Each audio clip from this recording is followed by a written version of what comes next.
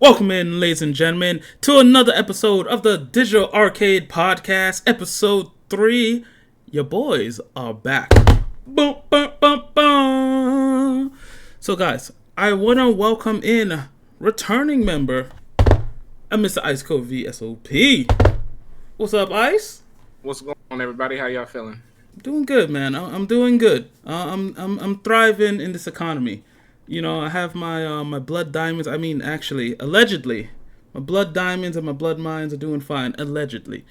But with that being said, I want to give a special shout out to our returning guest, Mr. Anime Hero 92. What's up, Jack? What's going on, everyone? Pleasure to be back. Happy to be here for this great episode. Hey, you love to see it, and we'd love to have you back. Rudel won't be joining us today, so guys, it is just the boys. It's boys' night out in the DAP, but it's all good because we're gonna have a good time. We got a few good topics, guys. We got a few good topics. But Jack, let me ask you a question. What's up? What have you been playing, man? So I've been on the continued Street Fighter 6 grind, which has been enjoyable. Just trying to get that Cammy and Kimberly lab work, so I've been watching a ton of videos and stuff. Mm-hmm. And then also I've been playing Pokemon Pulse Crystal, which is a special version of Pokemon Crystal out there that's really good. It has like wonder trades and updated Pokemon and all that, and I'm just scratching the surface with it, but it's fantastic. That sounds pretty dope. I actually just started playing Pokemon Infinite Fusion. I'm going through my first Nuzlocke, and yeah, it's been an emotional roller coaster, man. Absolutely. What about you, Ice? Have you been playing anything? So I have been playing the Resident Evil remakes. I started with 2 remake, then went to 3, and then now I'm currently playing 4, and they have been amazing. I don't know how they have not been on my radar as big of a RE fan that I've been, but I'm glad to be playing them now. So I'm currently in the middle, probably midway through RE4 remake. Now, Ice, I gotta ask you about that. Specifically with your Resident Evil 2 remake.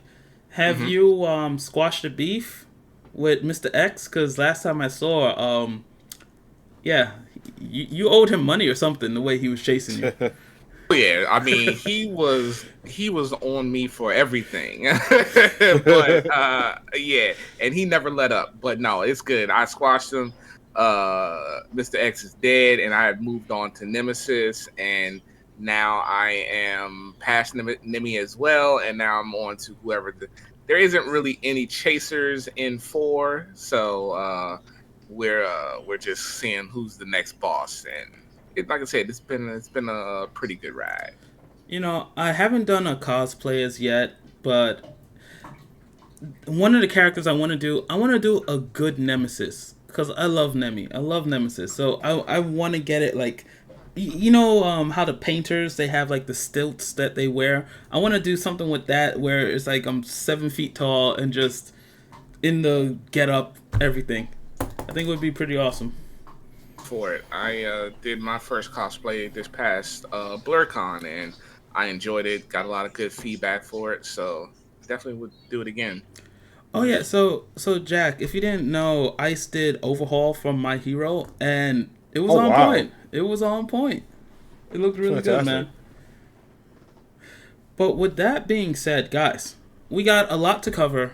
But first, I want to ask you guys a simple question. You guys like to eat, right? You guys low-key foodies, like to eat food, you know? Fast food, right? Absolutely. All right. Yeah. So guys, with that being said, I got a would you rather question, right? Well, actually, technically, it's not would you rather, but it's just a general question. So, guys, if you could only eat from one fast food chain for the rest of your life, which fast food chain would that be? I hear the gears turning. It's a hard choice. Well, I don't really eat a lot of fast food, so that's part of my problem.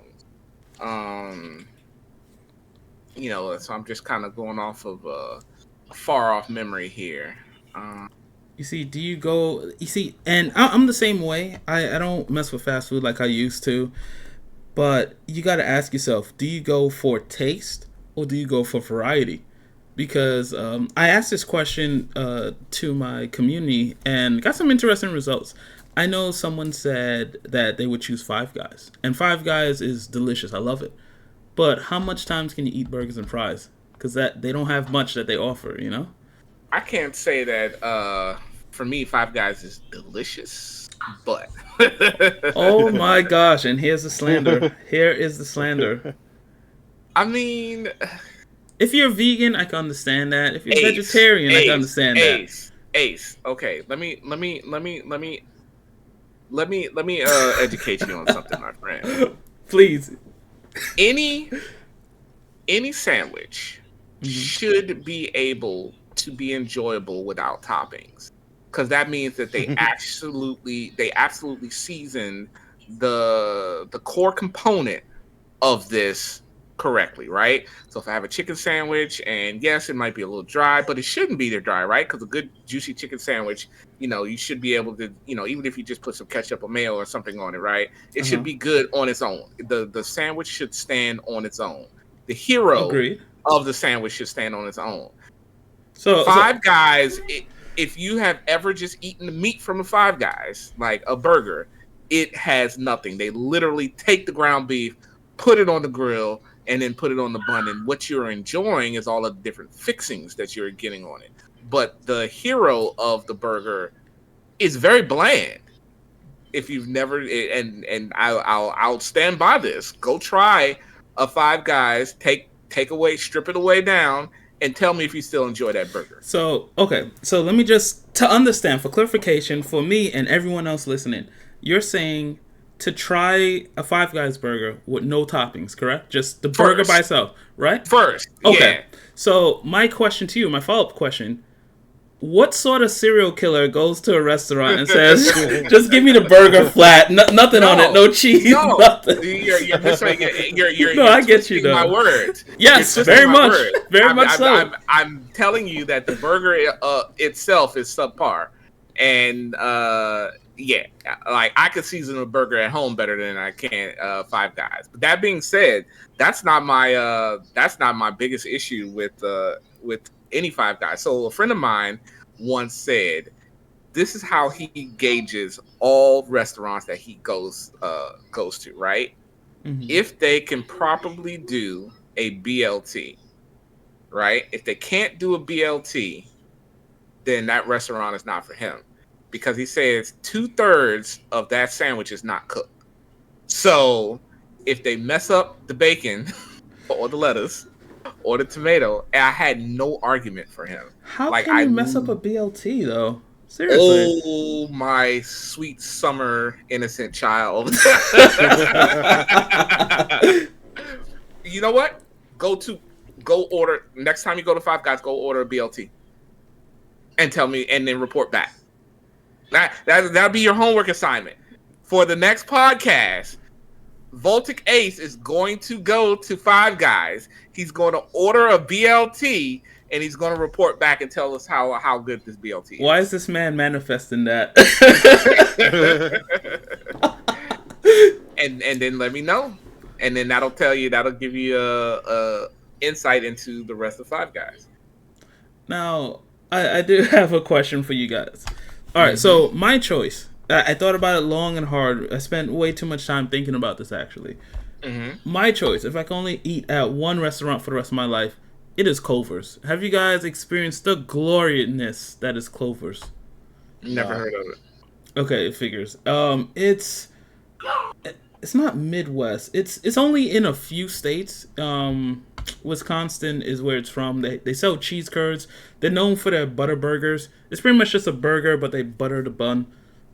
Their cheese curds, their frozen custards. If you haven't had Culver's, go out your way to get some Culver's. And listeners, if you've had Culver's, you know what I'm talking about. It's straight fire. But Jack, let me ask you, same question. If you could eat from only one restaurant for the rest of your life, fast food restaurant, sorry, what would it be? Yeah, I knew this answer from the jump. It's Popeyes.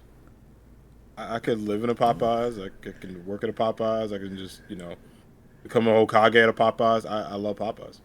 I'd 100% go there. So, because you get variety. Like, you get everything, and you never get tired of it. So would that make you the The village hidden in the spice, because Popeye got the spices. Pretty much. I mean, like the biscuits alone are a meal. Then you Oh, get the apple pie itself. I mean, don't get it without anything to drink unless you like stuff like that. I was about to say that. Why does everyone say the biscuits are dry? I eat them raw. They are not dry. They are good. How do you like that new biscuit, Anime Hero? I never tried it yet. It's very sweet. Okay.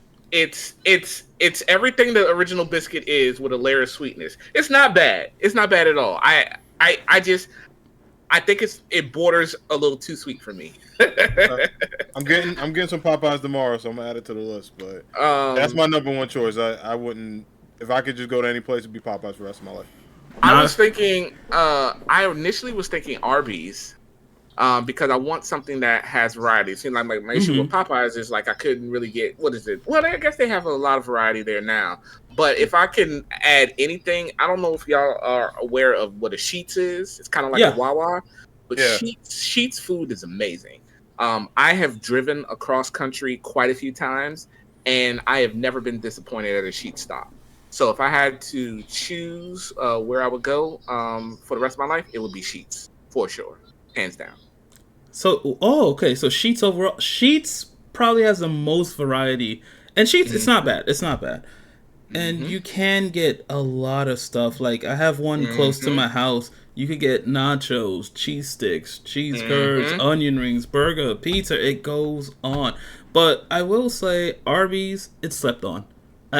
But easily, hands down, I think Arby's got the best marketing on social media because they cater to the nerds. They'll make like a picture of Cloud or something out of ketchup and all kinds of stuff. And I'm just like, why don't I see this on the television? But it's only on social media. They do like a lot of nerdy posts. But Arby's is pretty good. So I'll tell y'all, and I have said this on many occasions, on many streams, everything is going to be an Arby's eventually. Because what people aren't realizing is Arby's has been making power moves behind the scenes for years. Talk to them, guys. Anime Hero, do you know all of the things that Arby's owns? No. They own Buffalo Wild Wings. They own Sonic Drive-In. They own Jimmy John's. They own Dunkin' Donuts. They own Baskin Robbins. Ooh. And nobody knows this. Yeah, I found that out recently this year, and I was surprised. They own a lot. They are slowly buying up everything on the back end since 2018, since they made their first acquisition. I was like, listen, y'all keep sleeping on Arby's. Arby's is buying everything, and the original company over Arby's is the one that's buying everything up. So it's not Buffalo Wild Wings that bought Arby's or bought Sonic. No, Arby's was the initiator, and they slowly started buying everything else. Everything's going to be Arby's eventually. So just giving y'all a heads up. Arby's is making power moves, and nobody. The Infinity Gauntlet of fast food.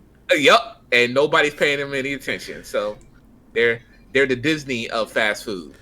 You know, I'm calling it. There's going to be an episode where we do a fast food tier list. It has to be done. But with that being said, guys, I'm here to talk about battles. Transition King right here. Listen up. I'm talking about battles, and I'm talking about specifically the battle between Twitch and Kick. Guys, if you've been living under a rock, you've been doing that Patrick Star life. You may be asking yourself, what is Kick? Kick is the newest platform. It was originally designed to be a social media platform, but they changed it, they pivoted it, I should say, to a live streaming platform, and it is direct competition to Twitch. So guys, I want to get into that. I think that is a game changer, especially we're all streamers here, right? So, first question for you guys. What made you choose Twitch? Because there's YouTube, there's Facebook. At the time, there was Mixer and other things. So, like, what drew you guys to Twitch to decide to stream there? Go ahead, Hero. So for me, it was because I watched a lot of talented content creators on Twitch already. I was in a lot of active communities and, in different Discords. And I just kind of seen, like, the iteration of Twitch. Like, the presentation always looked clean to me. Like, the chat was, like, clean in terms of its design. And it kind of had the, like, best accommodations. YouTube was more of, I didn't really see it as streaming at the time. It was more like good for video recaps and uploading individual content that people can, like, react to at a bit of a later time versus live streaming. And Facebook I thought was interesting, but I thought it's kind of hard with the information of people's real names. If they don't use different accounts, they probably won't be comfortable following or, chatting unless they were close friends and stuff. So for me, I kind of felt like Twitch had the kind of superhero identity where people could hide their identity in a good way, which does have its drawbacks too, but also the talent of how YouTube presented itself. So that led me to it, and it's just a site that I kind of like spent a lot of time with. So it was easy to kind of implement because folks that already knew me was like, oh, my channel's already set. So even if they knew me as a viewer or a VIP or whatever, they would be able to kind of gravitate towards that. So the community I was already building was existing, and then it just kind of grew over time. That's a much deeper answer than I expected. I respect it. I respect it. What about you, Ice? Is there a particular reason why you chose Twitch over everything else? So for me, Twitch came in, like, Twitch started, like, slowly getting on my radar over the course of time. So to what Anime Hero was saying, I was watching YouTube recaps, right? And one of the groups on YouTube that I was watching had a guest who was a streamer on Twitch, and he was a real cool dude. And he was like, "Come follow me on Twitch." And I was like, "Oh, what's Twitch?" I had no idea what Twitch was at the time. This was a couple of years back. So I said I was gonna go check it out, but of course I never did. And then right after that, or maybe about a year or so after that, the pandemic hit. Right. And so, when everybody was on lockdown, I was following this DJ that I knew who was doing like these quarantine streams on Facebook that was like, everybody's locked in, but, I'm still going to do some good music, trying to make everybody feel better. He's a real cool guy. Nice. And then as things started to let up, he was like, okay, this copyrighted music isn't really working here. I'm having too many issues with Facebook, so I'm going to go over to Twitch. I was like, what's Twitch? I kind of heard that name before. So then he went over, and then I called him over there, and I was like, hey, wait a minute. Wasn't I supposed to come over here for something else? And so I found him. I found the guy that I saw before, and so that's how I got involved with Twitch. How I started streaming on Twitch was I initially was just a viewer. And then in one of the communities I was in, somebody had said, hey, wouldn't it be interesting if we all started streaming? I was like, that'd be funny. And so I kind of just did it as like a nonchalant joke, just to say, hey, what if I go live? So I looked into it and realized that I had OBS already on my computer. I didn't realize this is what people use for Twitch, but I was using it for to help out a church I was part of at one point. So I updated OBS, I did a few other things, and I went live, and that's my story. Nice. Yeah, okay, so... What about you, Ace? The two of you guys have such deep meaning and reasoning. Mine's is very simple. I got a PS4, and at the time, PS4 had... Well, PlayStation, I should say. They had their own streaming service. I can't remember... They partnered with a streaming platform. It no longer exists. It turned into like a Zoom kind of thing. I can't remember what it's called. But I picked up like the PlayStation 4 camera. So I said, what, let me try it. And I tried it once. I was just writing my novel on there and just talking to people, answering questions. And when they got rid of it, they had the Twitch app and stuff. And I was like, Twitch? Why not? So I just started watching it. And I didn't really get into it, but later on, during the pandemic, I actually started watching it, and I started connecting with streamers and stuff, and I said, you know what? I tried it for fun once, and I had made YouTube videos previously, so I wasn't like afraid to be on camera, because I know that is a thing for most people. But yeah, I just said, why not? I took the leap. I've been doing it for a year now, and it's been an amazing ride. And I got to meet awesome people like you. Now, wouldn't you agree on that, Ice? Okay. I think they're in agreement. They just had to step away. Yeah. I didn't hear that. Shoot. Okay. Yeah.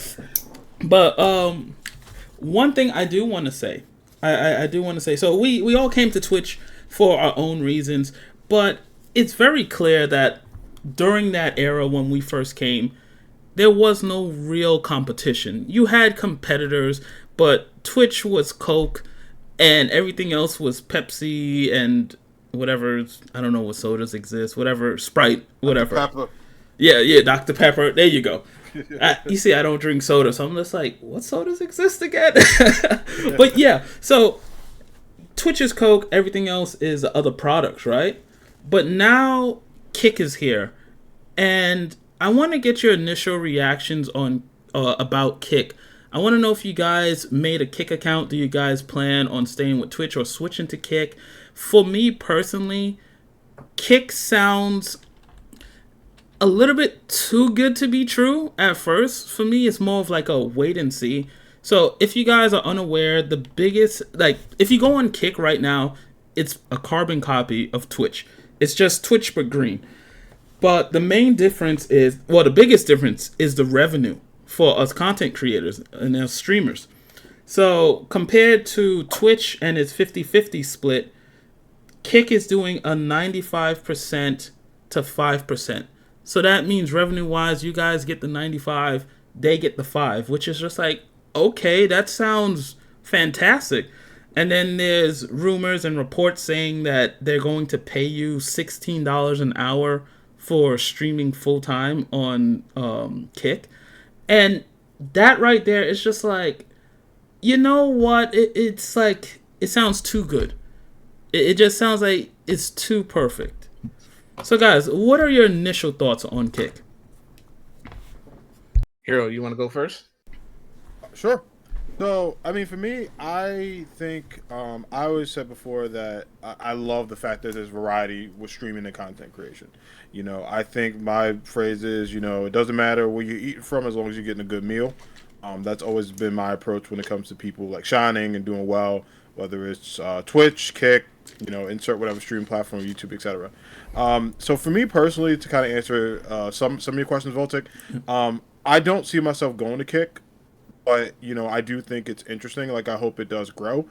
Because when I went there, it seemed like it was like a copy of Twitch. And my goal for them and hope for them is that they do something that makes them original. Yes. And I think with the promises they're making in terms of financial, like, stability and growth for creators is great.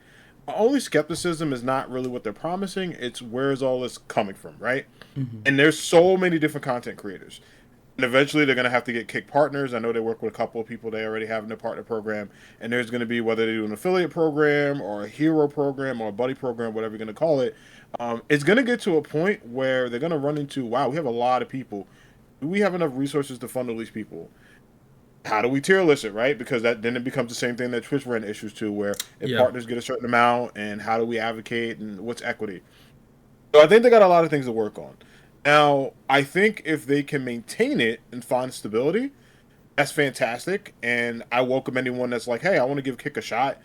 You know, I always say, too, you don't have to be limited to one. You know, maybe there's some people who are contractually limited to one. That's a different story. Mm-hmm. But if you can see it as an avenue to grow your brand and grow a different audience, you know, try multiple avenues. I think for me, I'm not a team Twitch in terms of a toxic way. Because I think if someone streams on Kick, that's great. Continue to grow, continue development. I'm more concerned about, like, any type of organization, the benefit for creators, and I don't want people to get into false promises, and I don't want them to kind of run into the same circle they are with Twitch. Now, the only thing I'll say on this topic that really inspires Twitch, though, is that competition is great. I'll give you a good example. Oh, yeah. I am a Team Marvel guy. But I love me some Batman in DC, right? You were doing well. What happened? The comic industry does not do well when DC is not doing well, or Marvel, vice versa. I am so glad the DCU, not to change too many topics, is finally getting its footing. What I mean by that is, I never want to see Kick or Twitch fail. I want them to grow and challenge each other to get better for the benefit of their content creators. If they can do that, great. But if it gets to the point where they're just kind of playing checkers instead of chess with each other, no one benefits. Well said. I agree. Well said. I agree with everything you just said wholeheartedly. And and I can give you some insight onto some of the things that you just touched on, Hero. And so, there's a lot of people who follow the things that are going on with Kick. So, what I say now isn't original. It has been taken from different places, but I can comment intelligently on them. So, to your point, Hero, Kick is bleeding money from every orifice. They are bleeding money, like they're just dropping it here and there. But as a platform that was founded on and taken from gambling, a gambling company, and founded on gambling, they have it to bleed. They have it. They have the money to throw money at all of their problems for now. Is that sustainable? Probably not.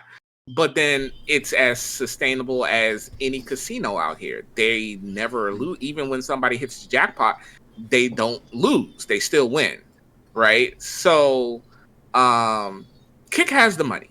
I'm not ever really worried about. I'm not really worried about, would they have money to sustain their 95 split or anything like that. Probably not. We will probably see some changes down the road. But what bothers me and what my issues with Kick is their moderation. Their moderation is not, for me, where it needs to be. I have heard quite a few war stories, and I'm not going to really touch on them. I'll just talk on it at a high level and say that there are issues over there. But there's been issues on Twitch as well. But their issues have been more egregious. Right. And depending on, who you are, and I'll just say this, the color of your skin and, all of those things, people have had a lot of problems. But I would attribute to those problems as them being new. Right? Like, the moderation that Twitch has now is a far cry from what it was, a year ago or 2 years ago. I know streamers that, were getting hate rated constantly on Twitch, and while it still happens, it doesn't happen nearly to the level that it was, a while back. So that being said, I think that Kick is fine. They're new. I think they're wait and see. I don't know if I would ever exclusively go over there, but for the right deal, maybe. And also, don't forget that you talked about their split, but also remember they instituted an hourly pay for streaming now as well. Yeah. So that is absolutely something that Twitch does not do. 16 an hour. Mm-hmm. Yep. So to Hero's point, I would love to see Twitch be challenged by the things that Kick is doing, but I think Kick has a ways to go before Twitch sees Kick as a relevant problem.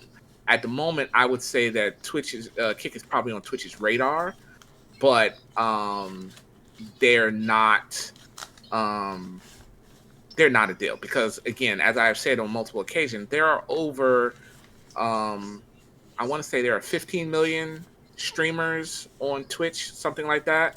And something like 10 million of them are affiliates. So, that's a long way to go. And I know they don't have those kind of numbers on Kick yet. And also, with them signing these NBA contracts. Yes, I definitely want to get into that. With them signing these NBA contracts and some of these deals are not exclusive. So they're signing contracts, but not being exclusive to Kick. So, go ahead. Before you get into that, because I do want to hit on that. I do want to say that there's some stuff based on what I agree with what you guys are saying, and for me, it is a wait and see as well.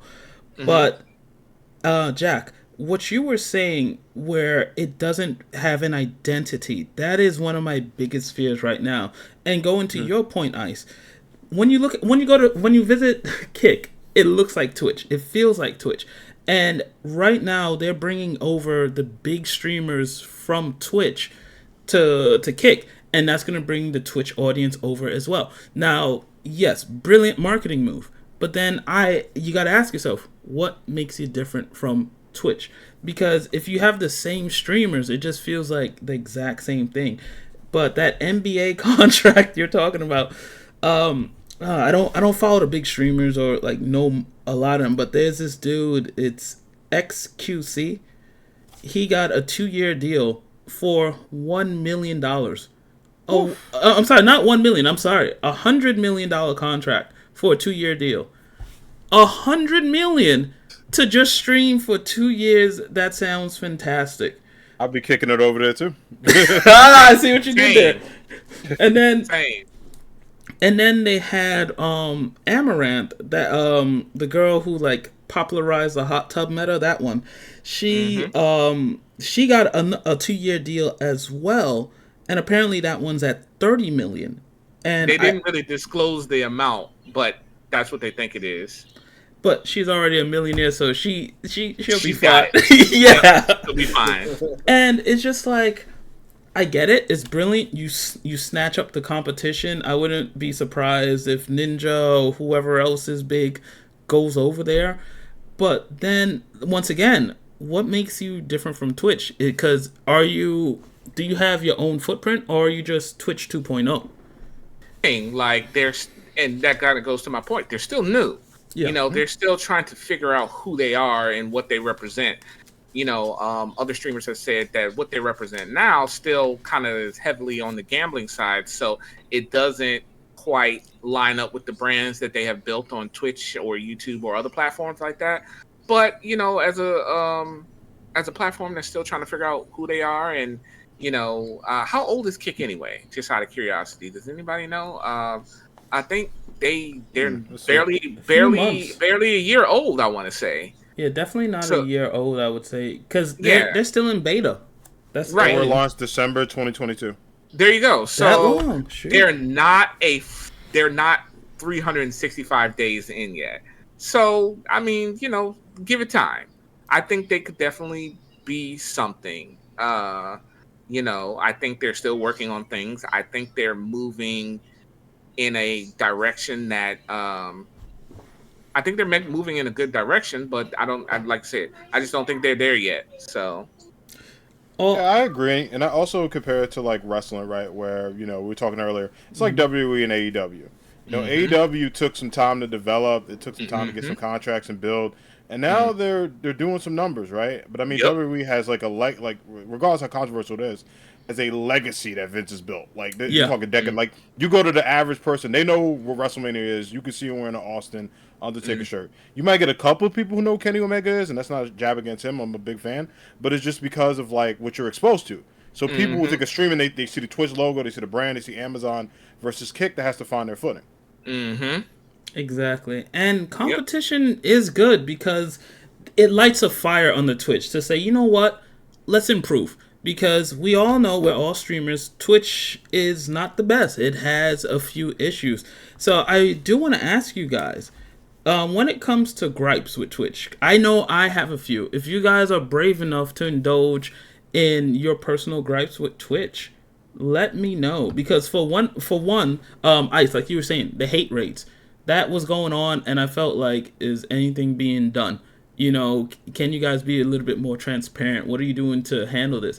Because the thing that sucks about that is it's not the people who get in trouble, it's the streamer.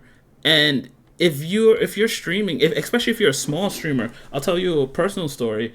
I was streaming and I got hit by a follow bot, I think that's what it's called. And I just had people spamming follow. So I turned off all the stuff. I was not prepared for that. Because it was over 100 people that came in, and if they said anything like you know, racial remarks or just inappropriate stuff, that's a mark against me, and that's out of my control. And I remember I didn't even have a mod in chat at time, and I was like, "Oh crap, what's going on?" I had to pause everything to get that under control. But that could be detrimental to smaller streamers, you know. So, yeah, what are some of the gripes you guys got with Twitch? Ice, you want to kick us off? Sure. I can tell you two big things that I think are across all, that most streamers have with Twitch, not just myself. Right. And that's what I'll try to limit this to. Like, not just personal problems, but like every problem that everybody has. Communication. Twitch Yes. does not communicate. They don't communicate well at all. What they're doing, what they change, most of us who have been streaming for the last, year or two or whatever, can literally say like things just happen, right? And there are no like big notifications like this is coming. Now, don't get me wrong, they have gotten a little bit better. I have seen some things come from Twitch about things that they're going to start rolling out, but overall their communication is bad. Just trying to get information from them, reaching out to them, things that they're implementing, like just communication. Just communication. I don't know. I can't really quantify all the different ways that people try to communicate with Twitch. Just getting emotes approved, like just communication in general is an issue with Twitch. Like they just don't communicate, like why they do certain things in one regard and in others, what they're doing to fix certain things. Like it's just their communication has just been so bad. And then what was the other one I was going to tell you? It was communication, and there was one other thing, and it escapes me right now, but I'll let somebody else go, and if it comes back to me, I'll swing back to it. Hey, so Ice. Communication is a big one for me. Ice, I know exactly what you were about to say. What's that? It doesn't matter what you were about to say. I'm sorry, I had to. Jack, go on, Jack. What are your gripes with Twitch, or I should say gripes or hopes for Twitch? I should say that as well. Yeah, I can give three real quick. I think one is the fact that if somebody's banned, the fact that they can just make another account and then come back automatically.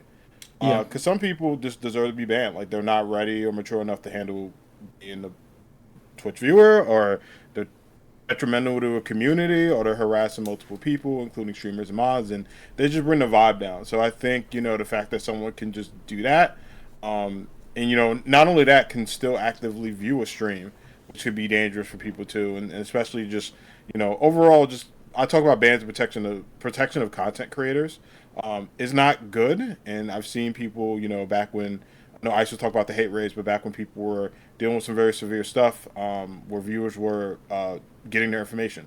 I think Twitch needs to do a better job of protecting people because, in this day and age, the internet is scary. Even with all the great things about it, the cat gifts and all that, there's still some weirdos out there. So I think protecting streamers is one. A second one that's pretty personal, I think is important, is Twitch does their heritage months, whether it's like celebrating different communities or racial heritage or identities and backgrounds. And it was like they were doing a good job of, like, I know, for example, they had the Black History Month or Carousel. And I remember the first year they did it, they were like inviting folks, but it was like a big amount of streamers, like affiliates, partners, and everything. And then they kind of just didn't do that. And I think it's like so heartbreaking to see because there's so many talented streamers, not just of, across our own backgrounds, but also other backgrounds that I got to know from their carousels and know from those events and know from the Heritage Month.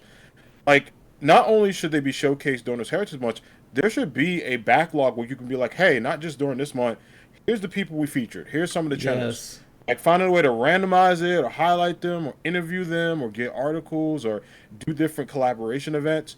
And it just shouldn't be during those months. They should bring those people back and also get a reference for them to be like, hey, even if you feature people, right, we selected you. Maybe we feature another 50 streamers of different backgrounds for another month and select them. They could tell their stories and tell their ideologies and how they got started. I always had a great way to showcase your channel. It's a great way for someone that might be in that community or be in that subgroup to idolize and bond with that person and become a part of their community. So that's a big one. And I'll be honest, I think the third one is just their like PR. They're very reactionary instead of proactive. like, these things are going on, and you've been hearing from partners. Like, I know a lot of people in the Twitch ambassador program that are super vocal about things that should be better, right? Mm-hmm. Sometimes they don't even get heard. So it's like, yo, if they can't get heard, what the heck am I gonna do? Like, if I go to that forum and say something, they're gonna be like, cool story, bro. Like, but these are people who are on your team that you trust. You should listen to them and have them also report back to their inside communities as well. So that's like my big three in terms of just communication, protection, and discoverability. And let me ask you this real quick, Anime Hero, before we move on past what you were saying. So if somebody gets banned and they come back with another account, right? Are you talking about this like just in the form of like somebody as a chatter, or if they get banned, like as an affiliate and they come back and they could just be a new affiliate? Like, in what context were you saying that? Oh yeah, that's a great clarification. I'm saying in terms of a chatter, like if you have someone trolling your stream and stuff. Yeah, like if someone got banned as like an affiliate or something like that. And I'm not gonna lie, Twitch, especially for a lot of content creators, are unjustifiably banned. Like, it's ridiculous to see, like, at times. And then on top of that, their appeal process is not fair, and they also get scrutinized for like things that weren't clear. But I'm talking about like Superman 69 coming in doing like racist stuff. Like, they should go. Okay. Yeah. No, I not get it. the Thank 69, but yeah, it's just it replaces the S on the chest. Okay, but I do want to hit on that because that is one of my gripes, is the whole ban thing, because I thought ban meant ban, because yes, a lot of people are banned unjustifiably. And there are some streamers, we're not going to say any names, we're not going to play that game. But there are a few big streamers where it's like, you knew what you were doing, or it's like, better. Like, you guys already know. There's no need to say names or say stuff. But when someone goes out their way and they're doing extra stuff, the utmost, and they get banned, why is it that you always see the same YouTube videos or news articles, such and such big streamer got banned, and then they're back in the next week, and then it's like, oh, it's this person's third ban. How much times does someone have to get banned for them to stay down if they're repeat offenders? And then why is it that the people who are there's the other side of it, where there are streamers who are getting banned who shouldn't be banned? And like you were saying, Jack, it's sometimes, like, I thought once you get banned, you can't view people's streams. You could still watch the stream, you just can't chat. And that is very dangerous, because if someone's acting up, if they're a stalker or a creep or whatever, and they still have access to your platform, they could simply make a next account and start chatting again, or they could still keep up to date with what you're doing, where you're going, and whatever, because they still have access to your stream. Why is that a thing? That is something that really bothers me about Twitch. But aside from that, my biggest gripe, and you hit on it earlier, Jack, it's the potential for growth on Twitch. Because real talk, Twitch does not do anything for people who are new. And Twitch is so oversaturated because streaming, anyone could do it. You don't even need a camera, because you could stream without a camera. But yeah, bottom line is anyone could stream. But there's like no ability for you to get discovered on Twitch. Like, okay, when you turn on Twitch, the first thing you see on the homepage, you see the people who you follow, and then they have recommendations based on the people you watch. And it's usually like the biggest streamers, the people who bring them money. And I understand that, it's a business, they have to get their cut, they got to promote what's working for them. But why isn't there a section for smaller streamers? And I personally prefer watching smaller streamers. I like that personable experience, because no knock at big streamers, it's no hate or anything. But when you're watching a big streamer, let's say if someone is streaming, they have 20,000 people, they are not reading your content. They're not reading what you're doing. They are just, it's a whole different vibe. So Ice, for example, if you're streaming, you're entertaining your audience. You are doing your most to keep them entertained, engaged. Compared to Jack, let's say if you were a big time streamer, you're not entertaining in the same way Ice would be. It's just like, I'm going to go do this and you guys could come along if you want. You get what I'm saying? Why isn't there a way to help smaller streamers grow? Because even simple features, I can't remember if it was you who said it, Jack, but small stuff such as like having polls. No, I'm sorry, Ice. You said this. Having polls, having what you call it, the little about me page and stuff. A lot of that stuff is locked until you become an affiliate. Emotes, something simple as emotes. Does it hurt so much to give someone who's not affiliate emotes? So let me touch on that a little bit, Yeah, and it's go on. gonna go into something that Anime Hero just said. So everyone who is a streamer is not a content creator. All Right. right. And let me explain that a little and more in depth. Like you said, right? I create my channel, my stream, whatever, to engage with the people in there, right? But I have seen streamers, even smaller ones and bigger ones, who are just there to play games or to do something specific, and people are just along for the ride. They don't try to. That's not what they do, right? They're not creating content in a way that they are fully engaging with their community. They're just kind of like, come on, I'm going to have fun. I want y'all to come have fun with me. But I might not, create the biggest engagement.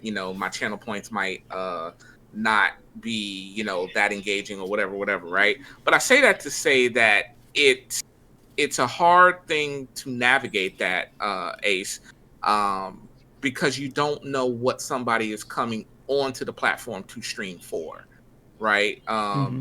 Somebody might just want to just test it out. Somebody might just be here just to see what happens.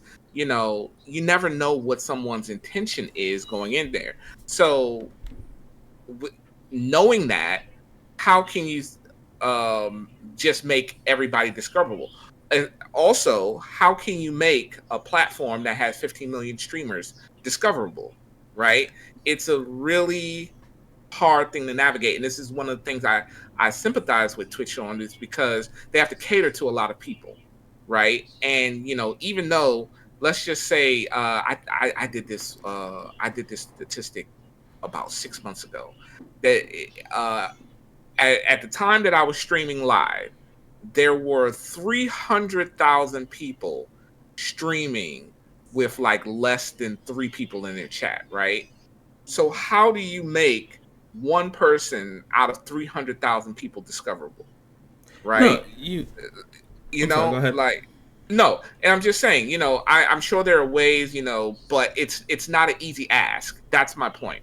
And what I will say is that, it does take time and resources to give people the ability, the bandwidth to stream, right?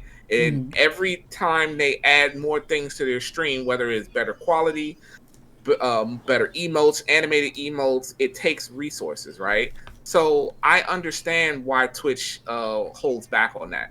I've heard some of the slightly bigger streamers say that the affiliate requirements is real low hanging fruit, and I think it is. Um, before, before, when partnership was 70-30, now it's 50-50. A lot of people aren't going for partner anymore because that, why go for partner if I'm just going to stay at 50-50, right? Yeah. But a lot of people were saying, why don't they raise their requirements of affiliate and lower the requirements of partnership? Kind of makes sense to me, right? Just to make sure that people want to do it, right? Like, and they're just not out there just using resources, because we have to understand it's a business. Yeah. They're using, I'm in IT. They're using, server space. They're using bandwidth. It takes money to run all of that. So yeah, it's a complex question that I don't think has a very easy answer. But I will say that, to Anime Hero and your point, I do wish they would work on discoverability, but I understand why it takes them a while to figure that out. I wish they had a more, like, to what Anime Hero was saying, right? Their Black History Month this year was not as great at all compared to what it was the year before, right? And I think this year they told you to give the tag Black Brilliance, and if you put that tag in your stream, you could follow. You could find people that way, and then if you actually clicked on the Black Brilliance tag, I think there was maybe a grand total of like 30 or 40 people in there who are actually using that tag. But then again, there was 30 or 40 people then. So why don't they use that, like you said, all year round? Yeah. Use like tell smaller streamers to use this tag to be discoverable or something like that. I mean, I'm not making excuses for them. I'm just trying to paint a larger picture. So And go ahead. you make perfect sense, Ice, and I agree with a lot of your points. It's my thing is that I feel like, and because a lot of people won't realize the stuff that you mentioned, there's a lot that goes into it in the background, and people get this misconception at times. Twitch is a business. They're not your best friend. They have to do what they have to do to make money, and I fully understand that. But I just wish there were more options. Something simple as like a tab just for smaller streamers, but it is hard to do, like you were saying, because it's so flooded. There's so much people, and that's the best thing about Kick. With it being new, you have that possibility to stand out and grow, because with Twitch being so flooded, you know, someone who's just starting up for the first time, they could just jump on Kick, and then it's like, hey, maybe I could get discovered this way because it's new. It's the same way how what is it called, Threads. A lot of people jumped on Threads because they're like, well, it's the newest platform, let me jump on there and try to get discovered, you know. But guys, with that being said, did you have anything else you wanted to add about Kick in general, this Kick versus Twitch debate, before we move on? Nah, I don't have anything. Oh, just they need to get that Kicking It merch. I'm telling you. But I do want to add one thing. So we do know there are plenty of streamers being imported over to Kick and stuff from Twitch. But did you guys hear about the biggest streamer on Kick itself? No.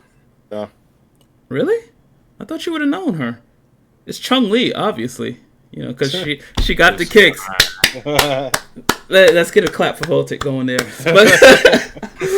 But guys, moving on. I wanted to talk about, speaking of kicks, you see the transition? Speaking of kicks, I wanted to talk about how people were not kicking the bucket, because that means something else. They were kicking themselves. There you go. They were kicking themselves because of Anime Expo 2023. Have you guys heard about the disastrous day one of Anime Expo? Yeah. Yeah. Okay, so we're all anime fans. Ice, you've been to quite a few cons, right? You know, recently we here at the Digital Arcade Podcast, DAP, we sent Ice, our core convention specialists, to go check out a few cons. So I want to hear you guys' thoughts about this. So if you didn't know, guys, Anime Expo, there's videos floating all over. Day one, it was at max capacity, if not, it's over max capacity. People could not move, and it just looked like an awful time. And being in that LA heat, it did not look fun. There was reports saying how there were lines 4 to 5 hours to get inside the venue, and I'm just thinking about those poor fans in their cosplay costumes, and it's already hot to begin with, and then you're dressed up in this big Nemesis costume or something, and you're sweating to death. So, what are your thoughts about that? Did you guys, is it something you guys could experience? Is it like, or would you just see the lines and be like, you know what, I'm going home? Yeah, you know, I have the pleasure of going to New York Comic Con every year. I think this is going to be like year 6 or 7 I've been to. And it's a good time. It's just, you know, everyone that goes has been kind of a vet if you've been there for more than 2 or 3 years. And those are like Saturday's the busy day. Sunday's the second busiest. Thursday's chill. And Friday's pretty chill. Friday's getting up there, but it's chill compared to Saturday, Sunday. However, I think when I watch the Anime Expo stuff, I think it's kind of like, and I've said it before, even sometimes at Comic-Con and other events, the venue, they always allow the amount in for the venue. And I think that's dangerous because, you know, people forget about the phenomenon of 2020 and how much that affected people. So it's like, on a hygienic basis, I'm thinking of that, but I'm also thinking in terms of a safety basis, right? With everything going on about having safety precautions for folks too, because there may be people who need or claustrophobic and need that space, or maybe need like areas, or people with younger kids or family members that don't do well in those areas too. But even like other events will have like quiet areas or areas to go outside and catch your breath and stuff. But I think it's like dangerous to have like those sessions, and I looked at the videos, it was overly packed. Lines, unfortunately, at cons is just going to be a thing. I can't tell you how many. I was in a line for like 15 minutes to get pizza once, and that was just like that. That was a good line.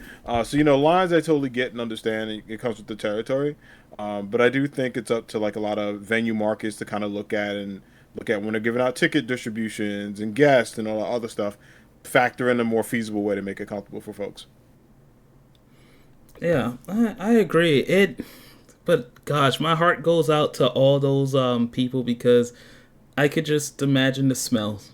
I could just imagine the smells. Ice. But to your earlier question, Ace, I definitely would not. If I saw that, I wouldn't go in the middle of it.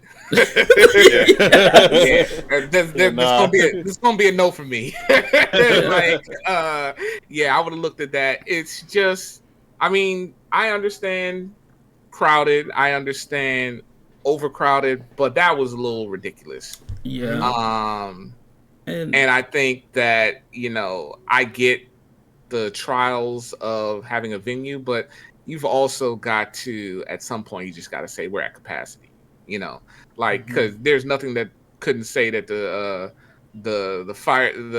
firehouse couldn't come down there and shut you down because of that, right? So and you've got to think about the safety of your people. It's a lot of things. So I would absolutely say that one, that's going to be a no for me, and then two, I think they just need to do better. And if they're overselling tickets to that capacity, then at some point they just need to do like what DreamCon. DreamCon does drops, right? Like they do 3 drops a year prior to theirs, because they know there are going to be so many people trying to get there. So do something like that. There are things they could do to mitigate that. So that's my take.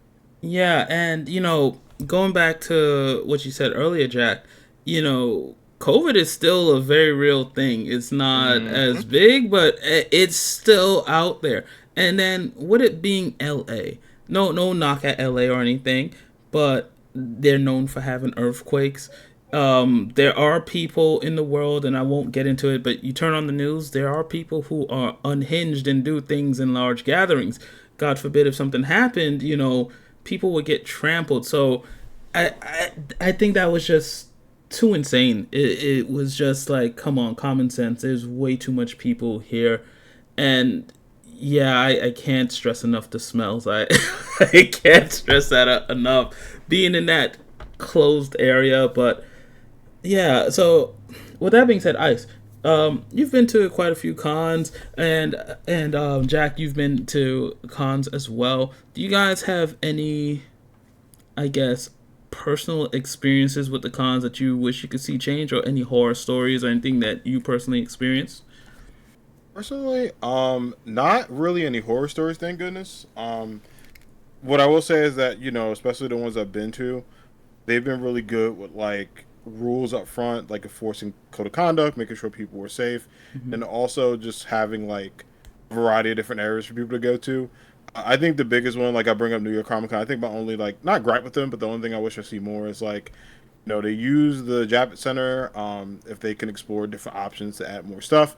They do a great job with spacing things for Artist Alley, but there was a time where there was someone with their child, and I actually had to guide them out to see people, because I could tell they seemed uncomfortable and there wasn't enough space. So they really appreciated that, but it'd be great if there were more staff on hand to handle that. And that was years ago, so they've gotten better with it. But honestly, nothing that's too wild. I think the biggest thing, and it's outside the staff's control, but hygiene for folks. And I've always said before, people should have their own personal hygiene check. Bring whatever you need, loofahs, all that good stuff. But I also think it would help the cons too, to maybe have a hygiene station. that they just give out free like That's a deodorant. great Yeah, idea. you know what? That is Mouthwash. Yeah, brilliant. That That is a is legit brilliant brilliant. idea. like Yes. hell, charge people when they get their tickets. If you wanna help the community, if you add in $10, Venmo, Cash, whatever at the door, it will go to fund it. I'll do it. I'll give a whole 100. You know Yeah. how they give Same. you like little swag? You know Yeah. the travel size deodorant, like because sometimes some people they sweat out their deodorant. They started off good, but they didn't expect to be there that long or whatever. Help them out, like for jeez. But Yeah. is I everything? I agree. I don't really have any too much to say. The last con I went to was BlurCon, and what they've been doing and the increases that they have, they're getting a little better each year. They have definitely been doing some controversial things, but for the most part, I still enjoy myself. Right? There was Cree Summers was there, the last one, and they're the people that they get to show gets better every year. And if you don't know who Cree Summers is, that's Freddie from um, A Different World, also the voice of Number Five from Kids Next Door, Oh, also Kita from Atlantis. And she was in there dropping a lot of good nuggets.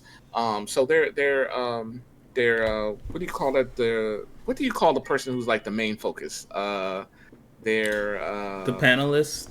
yeah, but not just a Like single panelist. no, like headliners. Yeah, their headliners are getting better every year, and Okay. I think that if they keep on that trend, all of these cons will get better. The only gripe I would say, other than the hygiene one that Anime Heroes said, was that I know some of these cons are charging a bit too excessively for their VIP access and not giving you that much back. That would be my only gripe. It's like when you look at, let's just say the weekend badge is like, $75, but the VIP badge is $200. Make that $200 worthwhile.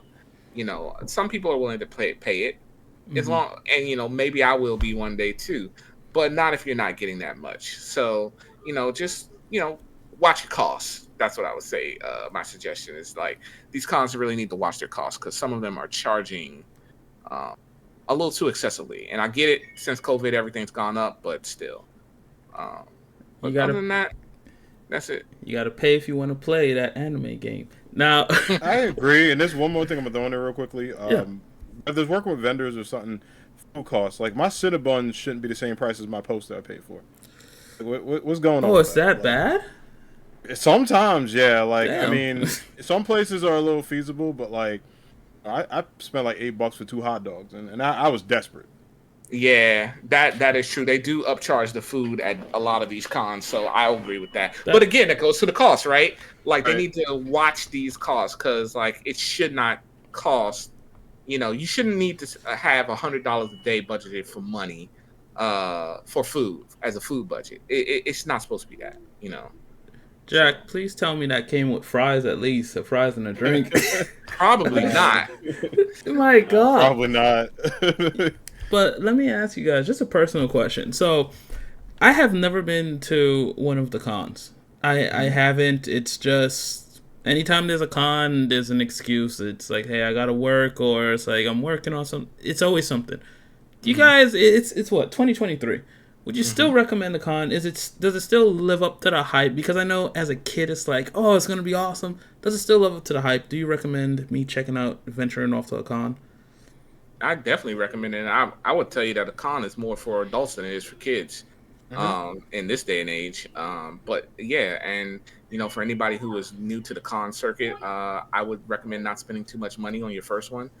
Find a local con, and everybody has a local con.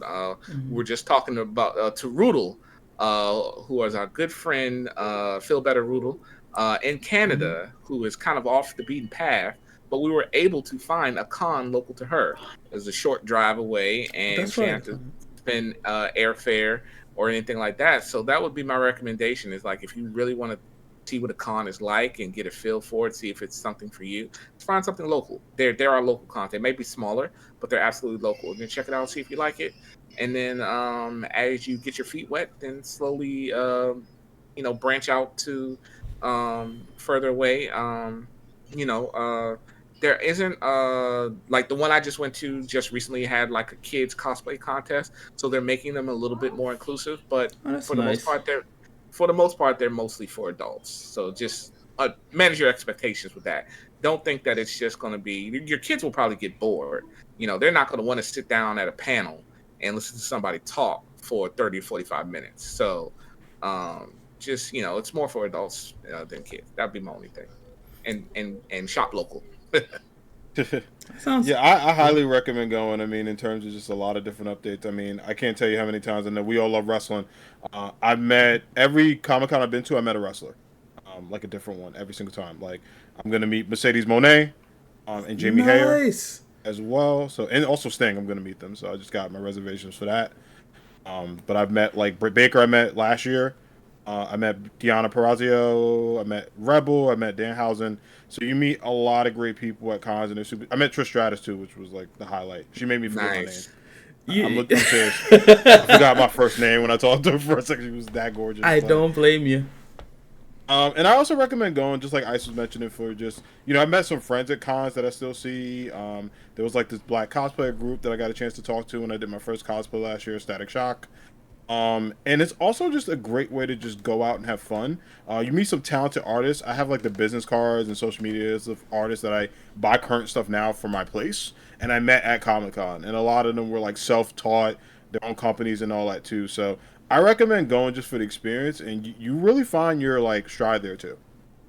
Okay, you guys sold me on it, and that's the thing. Like my Instagram, I follow a lot of cosplayers, and I like how cosplayers, they get the chance to get that exposure or just be around their people, their nerd herd, And when it comes to artists and local businesses, small businesses, they get a chance to flourish, and I do love that, because otherwise it's like you would have never known this artist existed, So I do like that aspect of the con, and it just seems like a good time. It's just I stay busy. It's not easy being a hero and all, but hey, it's what I do.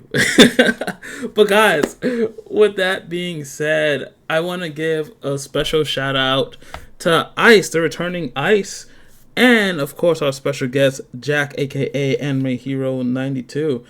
So guys, with that being said, let's head on out. Let's start off with Ice. Tell the good people where they can find you. You can find me on Twitch or on most social media platforms, but you can find me mainly on Twitch at Ice Cold VSOP. Nice. Definitely will. Check them out, guys. And I said it before, I'm going to say it again. Ice, and I truly do mean this, I think you are the most creative streamer in terms of engaging with your community, and the Code Crew is a good bunch. So I do have a good time coming in your streams. I love spamming those rewards each time I get. And with that being said, also, Jack, tell the good people where they can find you. Y'all can find me mostly at my Twitch, Anime Hero 92, but I'm also on YouTube at Jack the Anime Hero, Twitter, Ambitious Leader, and then Instagram, Jack the Anime Hero. You can find me there. I'll be posting some cool stuff. In addition to anime and comics, I post my sneaker collections as well. So if you're into kicks and all that, let me know. And guys, if you didn't know, and Jack, please forgive me, I'm going to steal a little portion of the story you told me. Britt Baker is a sneakerhead. And if she liked your sneakers, Jack, you guys were able to talk about sneakers. So if it's good enough for Britt, it should be good enough for you guys. Give Jack a follow as well. All the links to all of us will be listed down below, of course, so you guys have no excuse. And definitely give the page a follow too. Give us a subscribe. Leave a comment. It's free. It really helps us out. Helps out the channel. And as for myself, bless you, whoever that was. And as for myself, I am Brandon, aka the Voltic Ace. You can find me on Twitch at the Voltic Ace. Don't forget the THE in the front. And yeah, with that being said, that's another episode. We'll see you guys next time on the Digital Arcade Podcast. Peace out, everyone. Later. Everyone. Peace.